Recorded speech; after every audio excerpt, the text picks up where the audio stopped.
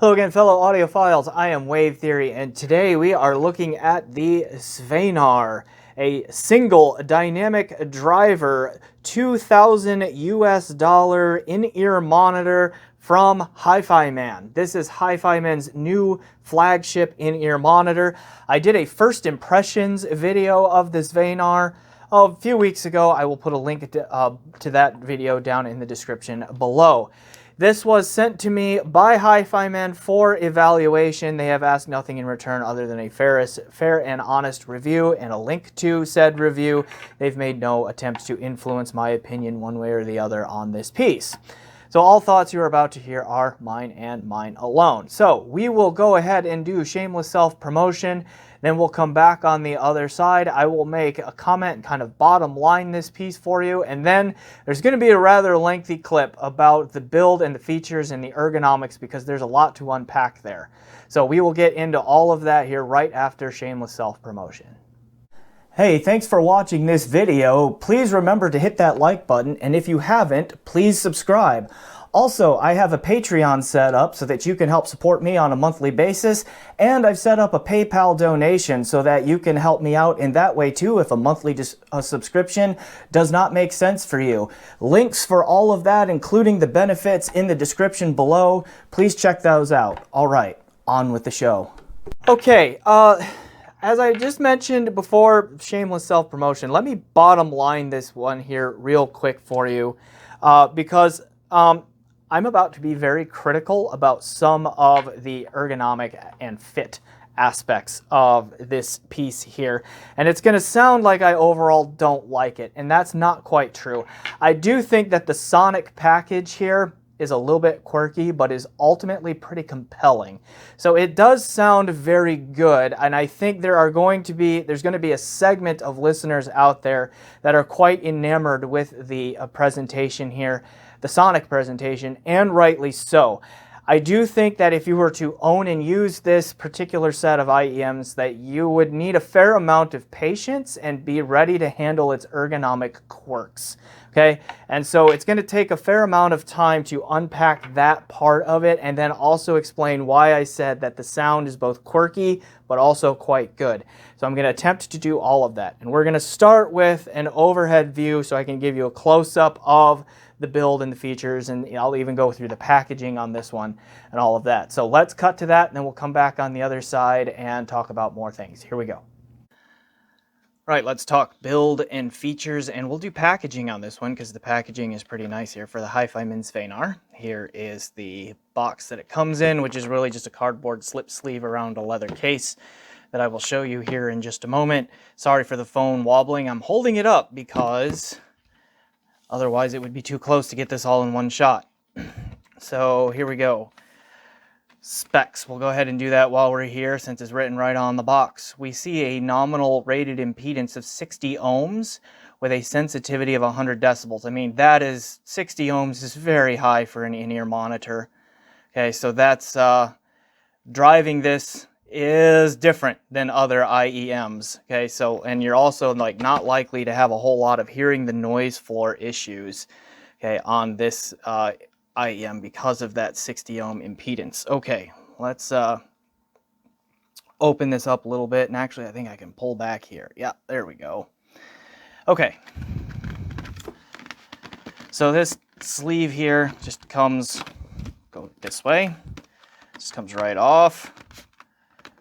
Okay, like this. And if you're familiar with HiFiMan's full-size headphones, this is like the IEM version of that nice like leather case that you get, that it comes in here. Okay, so undo the clasp, open her up, and we get this. The IEMs are in here. This is the box that has all the little ear tips in it. I'll show you that in a minute. There was a matching box to this over here which had the cabling in it, and I don't know what happened to that little box, and I wasn't gonna pack it all up again, but here is the stock cable, which, I mean, you can already tell that's fun. We'll get to that in a little bit here. And then we have this like case right here which holds the IEMs in it, so I will show them to you in just a moment. This panel pops off here. And then in here we get this little plastic baggie that has these fun little doohickey gizmo things in it. And I will, come on, focus camera. Okay. Can you see them? I'll show those to you in more detail in a moment, what they are, why they are there. Owner's manual, warranty card, all of that kind of stuff. And the thing you're not supposed to eat. Okay. Pretty nice presentation in the packaging there, right? But don't need this now, so let's get that out of here. And let's get a little bit closer view again so that we can talk about what's going on here. So you get this nice, this is a metal little case here. Okay, sometimes this lid is a little challenging to pop off, but you pop that off. And here we go, the IEMs. And they're not the easiest things to get out of this little guy. Come on, you can do it. Just like, like I said, not the easiest things.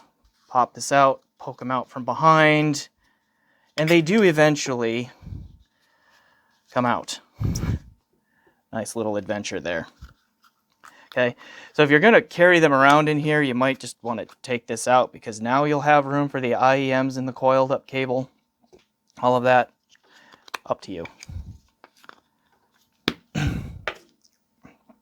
Okay, here they are. Now, we have this obviously highly reflective and shiny kind of thing going on here. So we have a stainless steel backing, and then I believe this is brass material in here. And by the way, the name Svanar is Swedish for swan, and that is because if you hold them like this in this orientation and you look at this shape here, it is swan-like, according to the folks at HiFiMan. So that's why it gets its name that way. Okay? So there we go. Now, why the stainless steel here and the brass here? Well, the brass is the heavier material.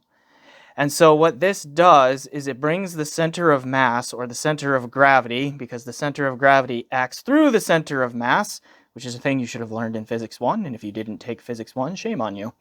Okay, but that brings the center of mass/gravity closer to the ear.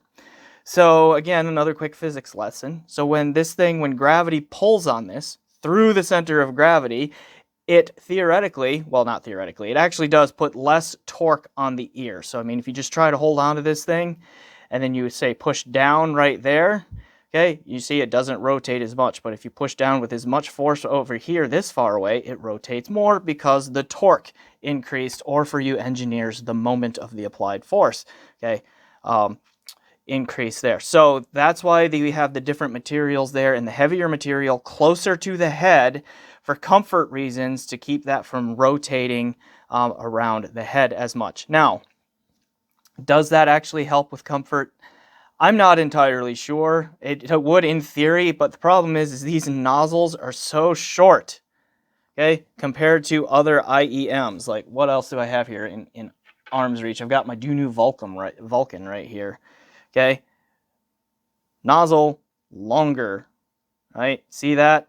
These are so short that finding tips that get these things to go far enough into the ear to even stay in place to begin with is non-trivial. I had to do quite a bit of tip searching, okay, on that. All right, which let me go ahead and show you some of the tips that came in the stock packaging while we're on that subject.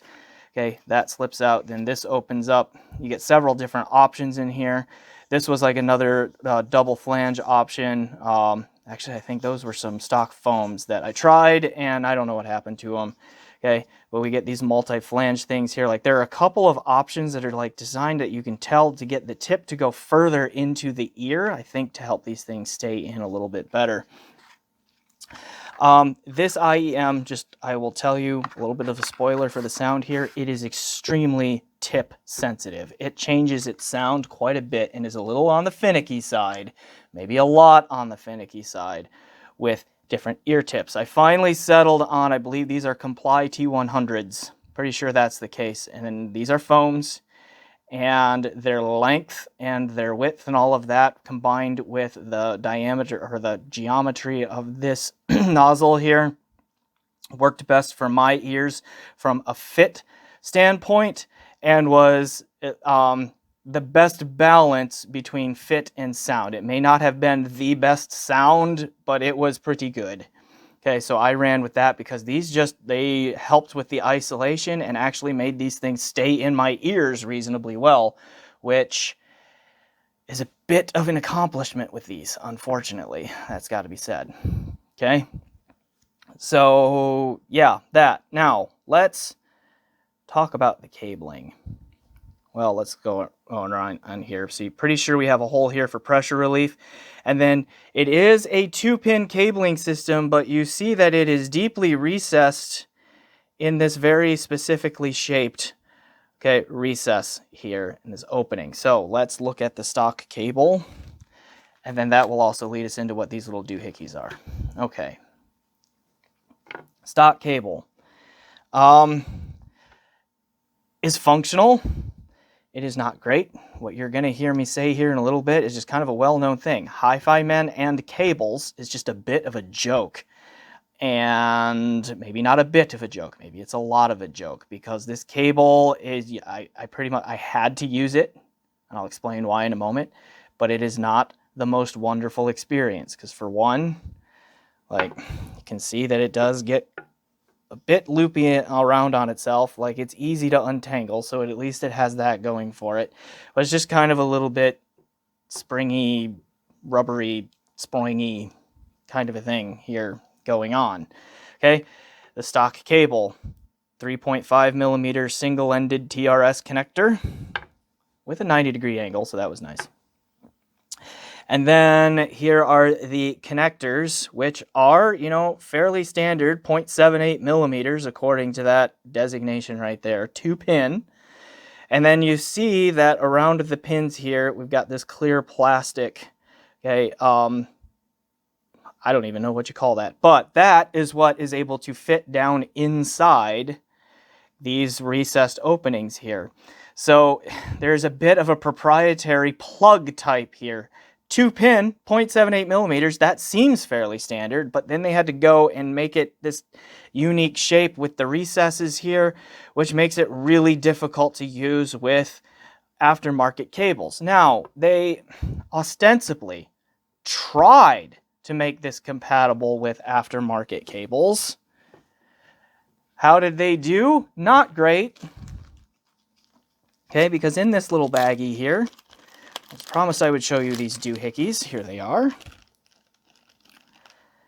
Okay, here's what we have. We have a little adapter here, and you can see I have damaged this one, because one, they fit in super tight, and when you realize that you may not want them in there, they're hard to pull out, so I got to get like a pair of tweezers to grab and yank out of there.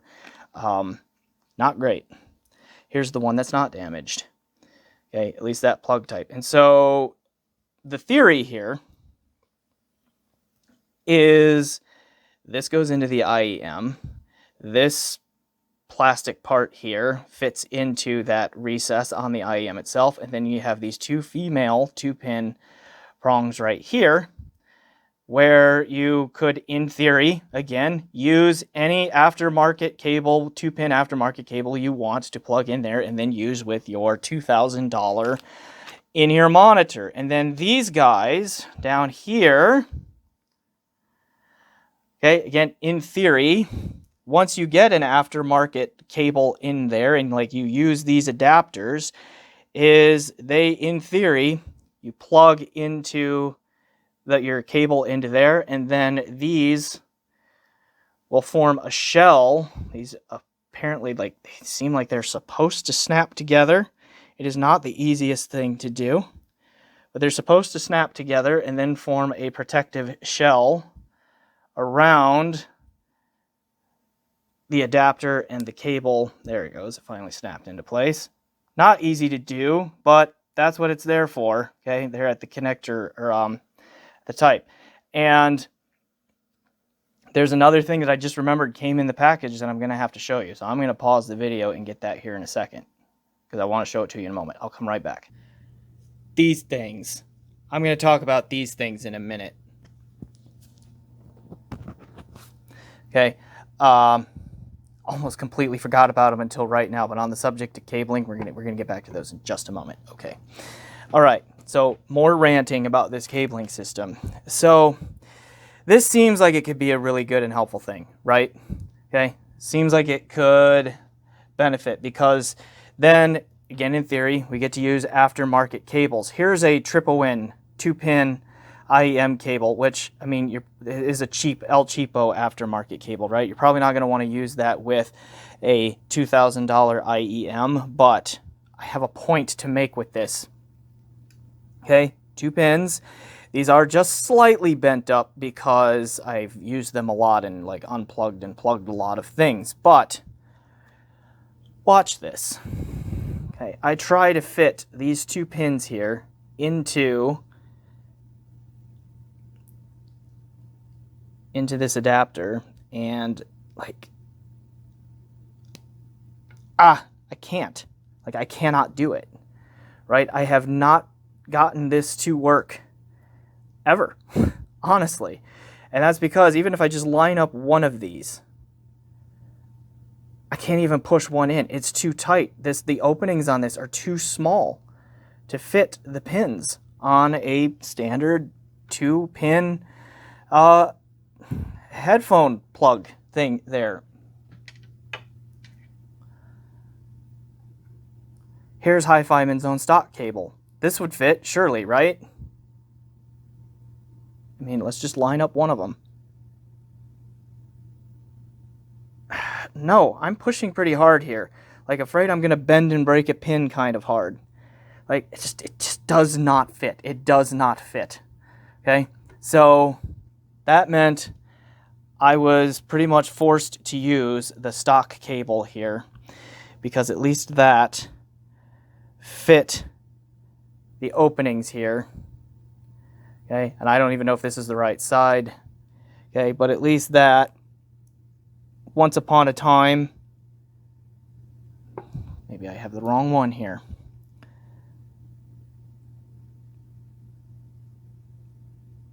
They did go, there it goes, okay? At least those fit, okay? So, HiFiMan and cables, maybe someday they'll figure it out. Okay. What are these? These are the things that make the cable go around and tuck behind the back of your ear. And so they have a slot in them right here to kind of control how that works. So one, you have to figure out, let's see, this is the right, okay? Yeah, okay, that's correct. So you have to figure out how this works. And so you want the cable to stick out straight and then come and loop up around your head like this, which means you want this thing right here to go like so.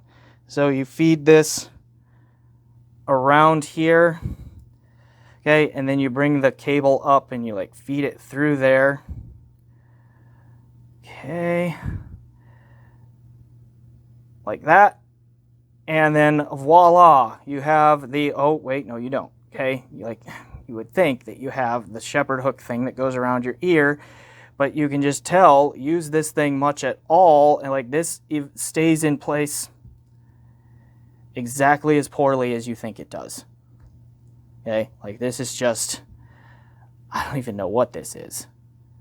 A mistake is what it is.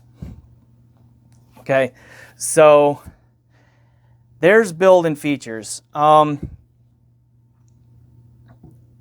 ergonomics package on this guy, on this Svanar, is going to be a deal breaker for some, just straight up.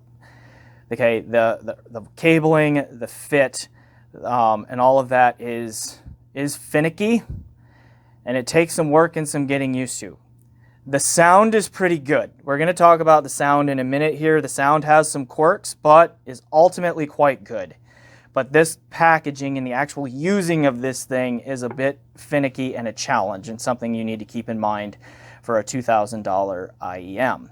Okay, Is it a deal breaker? That's up for you. I'm just reporting my experience with it, and then you can make decisions from there. But okay, let's get to me on camera talking about what source gear I use for this and then the sound. All right, quickly before we get to sound, let me talk just a little bit more about the fit here, because I noticed I mentioned how shallow or short the nozzle is here. And so with many more standard, let's call them tips, ear tips here, I always kind of feel like this one is just kind of sitting right here in the ear opening, and it's never actually going into the ear canal, which means that it doesn't seal very well in that situation. And then it also is always feeling like it's going to fall out. I mean, and it's a $2,000 IEM. You don't just want them falling out, snagging on things or whatever. At least they're wired so they just won't completely fall in the grass and be gone forever. But like, that aspect of it is unusual. I have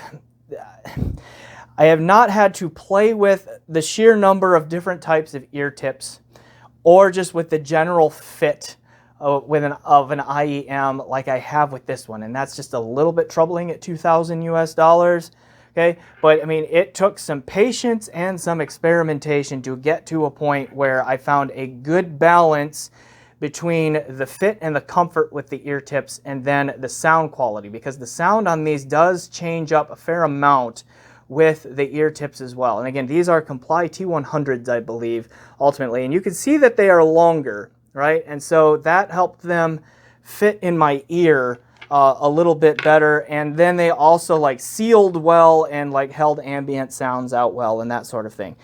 And again, those like shepherd hook things that get them to go like this around your ear are worthless in this package, which is unfortunate given that the stock cabling isn't great. So let me put them in here real quick. When I get them in there to fit right with the wire terminations here coming out forward like they normally would, and then have like the loop go around the ear and all that, like you can see, I just have to put the wire up there. Sometimes that stays, sometimes it doesn't.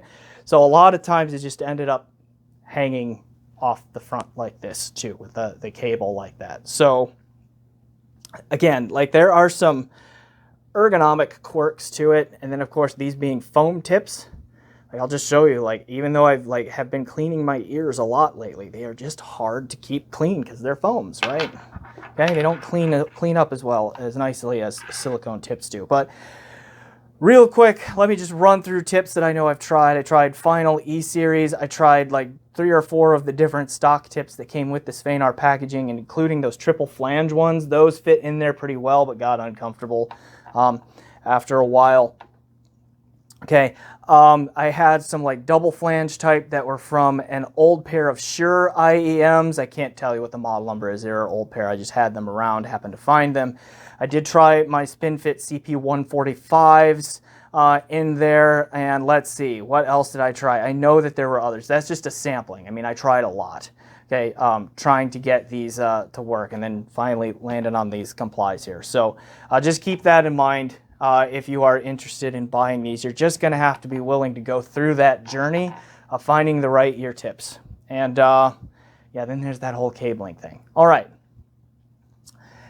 Test gear, and we'll get into sound. Okay, Cord Hugo 2, fed by my Cord 2 Go streamer, which would have been serviced via Rune, using lossless FLAC and DSD files locally, or streaming lossless FLAC from Qobuz. My Canon N6 Mark II with EO2 module, playing local lossless FLAC and DSD files using USB Audio Player Pro. Those would be the 2 most common sources that I used for these IEMs. Okay, let's talk about the sound then. The sound signature here is a little bit more warm/dark leaning. Okay, there is a bit of a sub-bass shelf, so there's an elevated bass with lots of rumble. The bass is very dynamic and physical. It hits pretty hard and it rumbles a lot, okay? Then there is a fair amount of warmth to the lower mids, but it's not bloomy. I didn't really ever hear it get boomy or just like, bloated sounding. So the sub-bass rumble and the warmth in the mid-range, they aren't really messing with each other a whole lot in there. The mid-range is mostly what would be neutral up until you get to about somewhere in the upper mids, where there is just a little bit of upper mid, lower treble bump again, which I'm noticing on a lot of IEMs. So maybe that's just a me thing, but I hear this a lot. So some of the lower frequency cymbal crashes, so the bigger cymbals on drum kits that make a little bit lower pitch sound, can be a little on the aggressive side and have some bite to them, for example, okay, with these guys here. Now, the upper frequencies are relaxed a little bit. They are fairly well tonally balanced. I didn't get a ton of sibilance or like peakiness through the treble, but they are just, the whole range is recessed a little bit, at least to my ears, across multiple different tip types. And that's a little unusual for the HiFiMan house sound, because they usually track a little bit brighter, but they didn't do that with these IEMs, at least not to my ear. Okay, so overall, it's just a little bit warmer sound to it. Maybe just some might find it a little bit dark, but then there is that little bit of bite in the upper mids, lower treble from a perceived frequency response. Now, that upper mid-range, lower treble bite is the biggest complaint that I have about the sound here, because that's the range that it's always present to a degree, but it's the range where rolling the different tips like really changed how much that comes forward. And so, like, for me, like, there were a couple of tips that sounded really good, like the triple flange tips that came in the stock packaging sounded pretty good and well balanced through the whole frequency range, but were just horribly uncomfortable for me. So I couldn't really use them. With the comply tips that were like the most comfortable, that forwardness in the upper mids, lower treble was just on the edge of what I could stand with most music material. It somehow doesn't affect the vocal range too much. Like, it avoids sounding shouty or honky in the mids and all of that. But again, there is some bite to it that gets fatiguing. So again, like I mentioned, the larger cymbal crashes or some of the upper ranges of electric guitars and all of that can get into that problematic range. Some of the upper keys on a piano, okay, that sort of thing, like, can get in there where they're a bit sharp and a little bit too aggressive on that. Now, outside of that range, though, and again, some people are just going to like that. They're going to enjoy the perceived clarity that comes with that. It just doesn't work for me all that well. But again, most of the time with these comply tips, it was manageable. And I would find that in time in listening to these, my brain would just get used to it and adjust to it most of the time. There's still a track every now and then that would come on and just it'd be too much. But for most material, my brain would adjust to it over longer listening sessions. Okay. Now, the soundstage, big soundstage. HiFiMan does big soundstage, right? And they managed to pull that into an IEM here. Like, just sounds enormous and how big it is. Not the best depth I've ever heard from an IEM so far. Like the Fir M5 that I reviewed recently outperforms it slightly in that way, but it's not bad in the depth of the layering there. But it does just do a good job of sounding big and grand like their big open back planar magnetic headphones do and all of that. So they brought that kind of soundstage size into an IEM is pretty impressive. The imaging is pretty good. Like, it does a pretty good job of placing things where they should be in the sound field. The separation is good, but not fantastic. So there could be just a little bit more space between sonic images that would make it sound just a little bit more natural and believable in that way, but it's not poor either. Okay. Now, the detail retrieval, like, these are not detail forward. They are not unresolving, but they are not gonna like pull out and present and make sure that you get a crystal clear presentation of all of the little subtle details in the music. There is still good texturing. There is still good, a good presentation of room reverbs, ghost notes, like all that, the zizziness, that rosinous sound, the zizzy sound of bows being dragged across strings, like that sort of stuff is all still there, but it is pushed just a little bit to the background of the presentation a little bit, which is a break from the HiFiMan house sound again. Okay, I think they are going for non-fatiguing, okay, here with the IEM, with the lower treble and just the slightly more relaxed detail retrieval presentation, okay, with that. But I think some people are just not going to like that.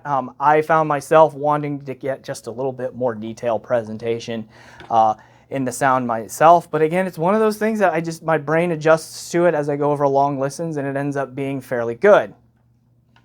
Okay, which is the second thing that I've said that about. All right. So, and then let's talk about the timbre then, because that frequency response being a little bit unusual, and then there's that little bit of a bite there in the upper mids, lower treble, and then the detail presentation being a little bit more relaxed and all of that. The timbre is interesting because when I first put these in my ears and play them, they just sound all wrong to me, right? Like I miss some of the clarity that comes from like really good detail retrieval presentation, or some of the perceived clarity and all of that. But a couple of tracks in, that starts to come out. Like I start to hear it again, right? The timbre just sounds a little bit too dark, a little bit too bitey in that upper mid, lower treble thing region there again. Just sounds a little bit off, a little too dark, okay? For a few tracks, and then my brain gets used to it and starts bringing it around again and all of that. So that's what I noticed. Like I mentioned, there are some sonic quirks to this Svanar here. And that's kind of what I mean here, is like they are not an instant grab you and just go, wow, that sounds great kind of IEM. They take a little bit of getting used to. But once well, at least for me, once I did get used to it, they can sound pretty spectacular at that point. Like, give my brain just a little bit of time to adjust, like 2 to 3 tracks, depending on how long the tracks are. And then I start to notice that, hey, these are pretty detailed and pretty resolving.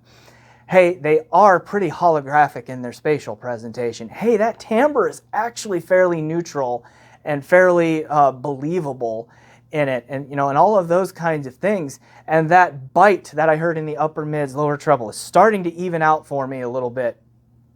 All of that. So it's just unusual because, I mean, I've listened to dozens and dozens and dozens of head-based transducers these days, headphones, IEMs, ear speakers, like etc. Right? And often for me, I either have to really like it right away, find it tolerable right away, or I'm just not going to, okay? Because I know brain burn-in is a thing, but I've heard so many different things now that I've kind of gotten to a point where it's like, okay, I put this on, I hear it, I know that trait that I'm hearing right now is just not going to go away, and it's going to bother me, right? This one is one of the rare birds, haha, because swan, right? That it doesn't sound quite right at first, but then my brain does adjust, okay? Which is weird and unusual, but it happens for me, okay? So maybe you'll get lucky and be like that, or maybe you'll love the presentation right away if you're willing to deal with all of the ergonomic quirks. I don't know, okay? Now, as far as comparisons with other IEMs goes, like the best comparison I can give you is on a review I did recently with the Fir M5, which is $2,800 US. Okay, and those are they are really good. They sound immediately spectacular. They sound immediately impressive. They sound immediately pretty right, fairly correct, and then they stay that way. But they are much less forgiving of source gear and recording quality than the Svanar is. The Svanar sounds pretty good with most things. Like its relaxed top end in particular does help with some poorer recordings. So if you can get a combination of ear tips where the upper mids, lower treble region that was sometimes problematic is in line for you, then I think you would likely notice the same thing. Now, the M5 is a much, much easier to drive IEM than the Svanar is. The M5 has an impedance of like 6.8 ohms, which is like nearly an order of magnitude less than what the Svanar is rated for. So to volume match these two going back and forth, I really, really had to bump up the volume level for the Svanar just because it's got such a higher impedance to it. The upside of the higher impedance, though, is that noise floor issues tend to not be an issue, okay, like they can be with the M5. But then the Svanar also drains batteries of portable devices a lot faster than the M5 does too, because it requires more energy to get it up to the same volume level. Okay, so give and take there. And I will say that like, it was hard. It's hard to give a specific like sonic comparison other than just that immediate, like just a little bit more open sounding, more accurate sounding of the M5 than the Svanar, because the Svanar is not a quick switch friendly listening device for me because of that little bit of brain burn-in that is required that I mentioned earlier. Like just switching back and forth, the Svanar is just like, oh no, but leave it in for a while, then after a bit it's like, oh, okay, yeah, all right, this is good, okay? Starting to like that now, okay? So the Svanar, let's just wrap it up then. The Svanar here is a very good listen for longer listening sessions because of its tuning. It's like long listening session friendly, okay? It is quirky though. Like if you are willing to find the correct ear tips that will work for you, and you're willing to work with the stock cable, or you somehow miraculously find an aftermarket cable that will fit this thing, then they can be really effective and enjoyable listens over longer listening sessions. They're just, at least to me, they sound a little bit weird when I first put them in, but they do get better. They do get quite impressive after that. So I will go ahead and leave it there. I am Wave Theory. This has been my review of the HiFiMan Svanar, their new flagship in-ear monitor. Please like this video if you haven't yet. Please subscribe to my channel if you haven't yet. Check out my PayPal, check out my Patreon to see how you can support the channel with, money. Okay? And as always, thanks for watching and enjoy the music.